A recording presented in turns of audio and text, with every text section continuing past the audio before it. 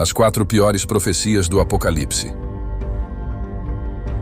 Bem-vindo à magnífica e intrigante visão apocalíptica registrada no último livro da Bíblia Sagrada, o Apocalipse. Este livro, atribuído ao apóstolo João, apresenta uma narrativa única e profética que transcende as barreiras do tempo. O Apocalipse, com suas visões místicas e simbologias enigmáticas, é uma revelação de eventos futuros que moldarão o destino da humanidade. No coração deste livro, encontramos profecias sobre o fim dos tempos, batalhas cósmicas entre forças celestiais e terrestres, além de mensagens de esperança e redenção. Esse livro, também conhecido como o Livro das Revelações, é conhecido por suas profecias impactantes, envoltas em símbolos sobre o fim dos tempos e os fatos terríveis que irão acontecer. Hoje irei te mostrar as 7 profecias mais assustadoras deste livro. Antes, porém, quero te fazer um pedido, que se inscreva no canal, ative as notificações. Assim será sempre avisado quando tivermos um novo vídeo para você. Comente sobre qual assunto gostaria que falássemos. Vamos lá. Profecia número 1. Os 4 Cavaleiros do Apocalipse. Os 4 Cavaleiros do Apocalipse são uma das visões mais aterrorizantes do livro, representado por 4 cavaleiros montados em cavalos branco, vermelho, preto e amarelo, simbolizando conquista, guerra, fome e morte, respectivamente.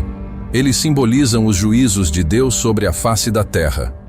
O livro do Apocalipse, no capítulo 6, versículos de 2 a 8, relata: Observei e vi um cavalo branco, e o seu cavaleiro portava um arco. A ele foi concedida uma coroa, e ele partiu como vitorioso, destinado a triunfar. Quando o cordeiro rompeu o segundo selo, ouvi o segundo ser vivente proferir: Vem e vê. Surgiu então um outro cavalo, de coloração vermelha. Seu cavaleiro recebeu autoridade para perturbar a paz da terra e instigar os homens a se aniquilarem mutuamente. Para esse propósito, foi-lhe conferida uma imponente espada. No momento em que o cordeiro abriu o terceiro selo, ouvi o terceiro ser vivente exclamar: Vem e vê. Olhei e deparei-me com um cavalo negro. Seu cavaleiro empunhava uma balança. Então, uma voz, que parecia emanar do meio dos 4 seres viventes, proclamou: 1 quilo de trigo por 1 denário, e 3 quilos de cevada pelo mesmo preço, mas não prejudique o azeite e o vinho. Quando o cordeiro desvendou o 4º selo, escutei a voz do 4º ser vivente proclamar: Vem e vê. Olhei, e diante de mim surgiu um cavalo de tonalidade amarela. Seu cavaleiro respondia pelo nome de Morte, e o Hades o acompanhava de perto. A eles foi conferido poder sobre a 4ª parte da terra, capacitando-os a ceifar vidas através da espada, da fome, da peste e por intermédio dos animais selvagens do solo. Esses versículos pintam a visão dos cavaleiros e suas ações devastadoras, simbolizando os horrores que se abateriam sobre a terra. Recentemente, as crises globais têm ecoado os temas dos cavaleiros do Apocalipse. Conflitos armados, como a guerra em Israel, assim como as tensões entre Rússia e Ucrânia, têm provocado destruição e angústia para milhões de pessoas. Tais eventos evocam imagens de guerra assemelhadas às retratadas pelo Cavaleiro Vermelho do Apocalipse. Além disso, a pandemia de Covid-19 evidenciou a fragilidade de nossas estruturas sociais e sistemas. Mateus 24, versículos 21 a 22, relata: Certamente ocorrerá uma tribulação intensa, sem precedentes desde o início dos tempos até este momento, e jamais haverá algo semelhante. Se não fosse pelo encurtamento desses dias, ninguém conseguiria sobreviver. Contudo, em consideração aos eleitos, esses dias serão abreviados. Essa tribulação será tão acirrada que nunca houve desde o início do mundo até agora. Profecia número 2. A Grande Tribulação. Será um período de angústias e sofrimento, sugerindo uma escala de desafios sem precedentes, conforme Apocalipse 7, versículo 14. A Bíblia relata: Respondi ao Senhor, tu sabes. E ele explicou que esses são os provenientes da grande tribulação, que purificaram suas vestes no sangue do Cordeiro. Este versículo responde a uma pergunta feita por um dos anciãos no céu sobre a identidade de uma grande multidão vestida de branco. Aqueles que lavaram e alvejaram suas vestes no sangue do Cordeiro são os que foram purificados e redimidos pelo sacrifício de Jesus Cristo, frequentemente chamado de Cordeiro de Deus. Um exemplo contemporâneo de tribulação são as igrejas perseguidas em diferentes nações ao redor do mundo. Elas enfrentam condições que, de certa forma, refletem elementos da ideia de uma grande tribulação. Países como a Coreia do Norte, onde a prática de qualquer religião fora do culto ao líder supremo é rigorosamente proibida, são exemplos extremos desse tipo de perseguição. Essas comunidades de fé, apesar da perseguição e tribulação, frequentemente demonstram uma notável resiliência, mantendo sua fé e buscando maneiras criativas de continuar suas práticas religiosas, mesmo sob pressão.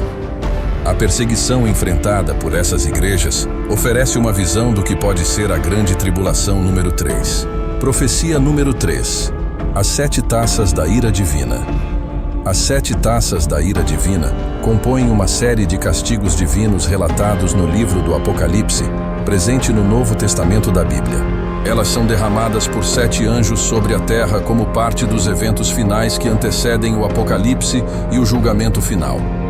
Cada taça traz consigo uma praga ou desastre específico que resulta em sofrimento e aflição para a humanidade. Conforme Apocalipse 16, versículos 1 a 2, é registrado: Então, ouvi uma voz forte que emanava do santuário, instruindo os 7 anjos a irem e derramarem sobre a terra as 7 taças da indignação divina. O primeiro anjo cumpriu a ordem e derramou sua taça sobre a terra, causando feridas terríveis e malignas naqueles que tinham a marca da besta e adoravam sua imagem. A primeira taça resulta em úlceras ou feridas dolorosas e malignas que afligem aqueles marcados pela besta.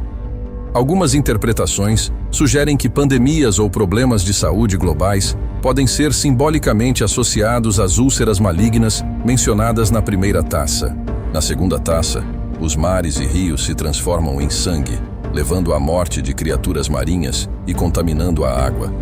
Essa taça prolonga a praga do sangue, agora atingindo as fontes e rios, tornando sua água imprópria para consumo. A terceira taça, derramada pelo anjo, foi nos rios e nas fontes de águas, e se tornaram em sangue. E João ouviu o anjo das águas que diziam: Justo és tu, ó Senhor, que és, e que eras, e hás de ser, porque julgaste estas coisas.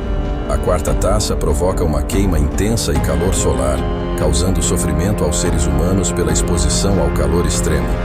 Este evento pode estar relacionado a ondas de calor extremo que estamos enfrentando, causando danos significativos à saúde e ao meio ambiente. A quinta taça mergulha o trono da besta em trevas, simbolizando a queda espiritual e moral do poder maligno, como descrito no livro de Apocalipse, capítulo 16, versículos 10 e 11. Segundo o texto, o quinto anjo derramou sua taça sobre o trono da besta, cujo reino ficou em trevas.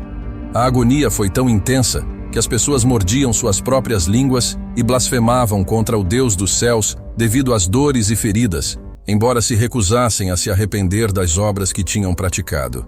A quinta taça, ao trazer trevas, reflete a praga que trouxe escuridão ao Egito, conforme descrito no livro de Êxodo, capítulo 10, versículo 22. A sexta taça do Apocalipse é detalhada no capítulo 16, versículos 12 a 16. O sexto anjo despejou sua taça sobre o grandioso rio Eufrates, fazendo com que suas águas se esgotassem, a fim de preparar o caminho para os reis que vêm do Oriente. De entre as bocas do dragão, da besta e do falso profeta, emergiram 3 espíritos imundos, assemelhados a rãs. Estes são espíritos demoníacos que realizam feitos extraordinários, dirigindo-se aos reis da terra e de todo o mundo, com o propósito de reuni-los para a batalha no grande dia do Deus Todo-Poderoso. Eu venho como um ladrão. Bem-aventurado é aquele que permanece vigilante, cuidando de suas vestes para que não ande nu e sua nudez não seja exposta. A sétima taça é descrita no livro do Apocalipse, especificamente no capítulo 16, versículos 17 a 21. Essas taças são símbolos das últimas e mais intensas manifestações da ira divina antes do juízo final. A sétima taça marca o clímax desses juízos e o desfecho do ciclo das taças da ira de Deus. No relato, após as 6 taças anteriores terem sido derramadas, um grande anjo derrama a 7ª taça na atmosfera. Isso é acompanhado por uma voz que ecoa do trono celestial proclamando: "Está feito." Essa declaração enfatiza a consumação dos juízos divinos e a execução final do plano de Deus. Os resultados da 7ª taça são descritos como eventos catastróficos e cósmicos. Ocorrências como relâmpagos, trovões e um terremoto de uma magnitude sem precedentes abalam a Terra. A grande cidade é dividida em 3 partes, e cidades de outras nações desabam. Além disso, enormes pedras de granizo, descritas como pesando cerca de 1 talento, caem do céu, causando destruição e pavor. O simbolismo desses eventos é profundo e interpretado de várias maneiras. Muitas tradições religiosas veem essas descrições como representações simbólicas do julgamento divino sobre a humanidade. O terremoto e as outras catástrofes cósmicas são frequentemente entendidos como símbolos da renovação e purificação da criação, preparando o caminho para a restauração final. Em resumo, a 7ª taça é um elemento crucial na narrativa apocalíptica, representando o ápice da ira divina antes do desfecho final.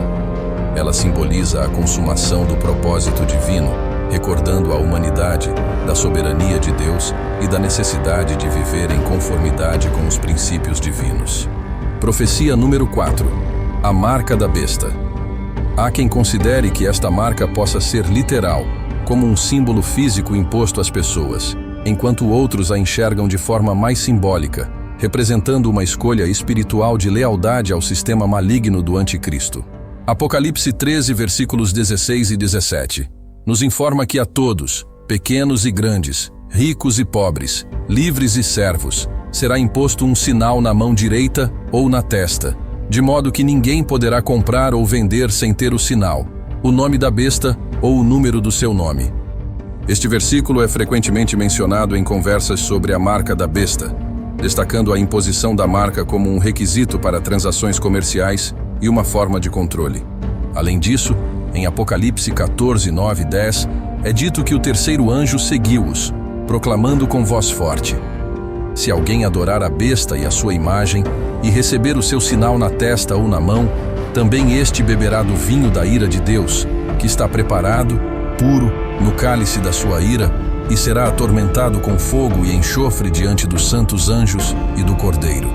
A besta e o falso profeta destacam as graves consequências espirituais para aqueles que optam por adorar a besta, receber sua marca e desviar-se do caminho de Deus.